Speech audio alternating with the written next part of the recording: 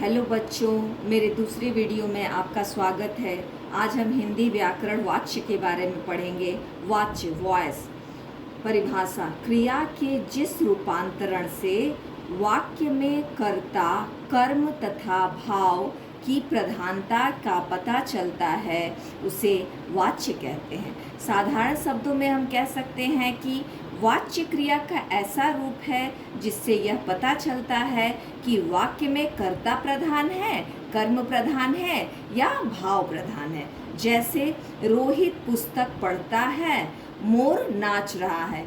इन दोनों वाक्यों में क्रियाएं अपने अपने कर्ता के लिंग वचन के अनुसार प्रयोग की गई हैं। अतः इन वाक्यों में कर्ता प्रधान है, यानी कर्ता यहाँ पर कौन है? रोहित, और यहाँ पर मोर।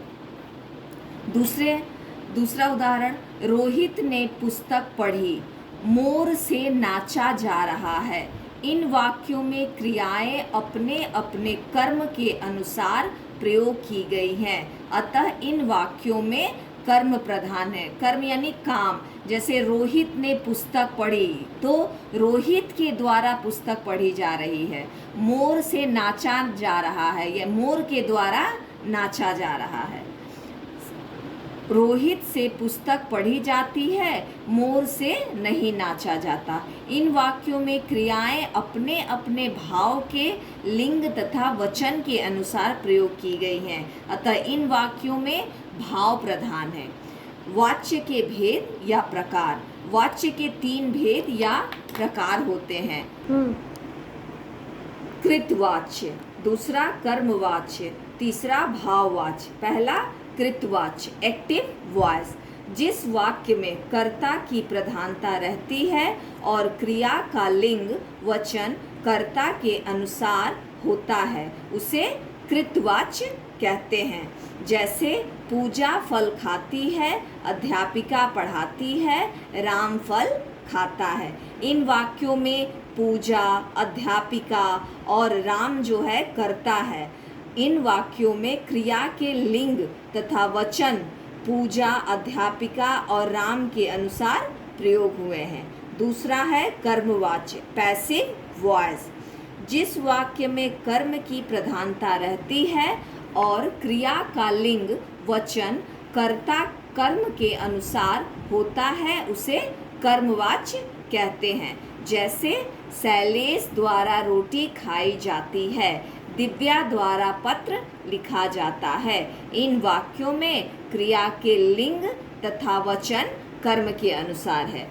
तीसरा है भाववाच्य, इम्पर्सनल वॉइस, जिन वाक्यों में क्रिया का प्रयोग भाव के लिंग तथा वचन के अनुसार होता है, उसे भाववाच्य कहते हैं। जैसे उससे बोला नहीं जाता, ऋतु से खेला नहीं जाता। इन वाक्यों में भाव की प्रधानता है, अतः भाववाच्य केवल क्रियाओं में ही होता है।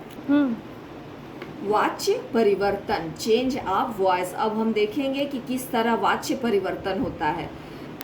कृतिवाच्य से कर्मवाच्य में परिवर्तन। कुछ ऐसे वर्ड होते हैं जो दोनों में अलग अलग पाए जाते हैं।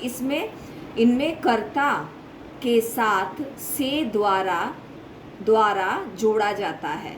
दूसरा है क्रिया में आ या जोड़ दिया जाता है। तीसरा है कर्म में लिंग वचन तथा पुरुष के अनुसार क्रिया का प्रयोग किया जाता है। कृतिवाच्य और कर्मवाच्य, उदाहरण द्वारा हम समझेंगे। कृतिवाच्य, धोबी कपड़े धोता है, इसको कर्मवाच्य में किस तरह परिवर्तित करना है? धो के द्वारा लगाना है या द्वारा लगाना है? तो धोबी के द्वारा कपड़े धोए जाते हैं। दूसरा है वह पौधे लाता है। वह यहाँ पर जो है क्या है?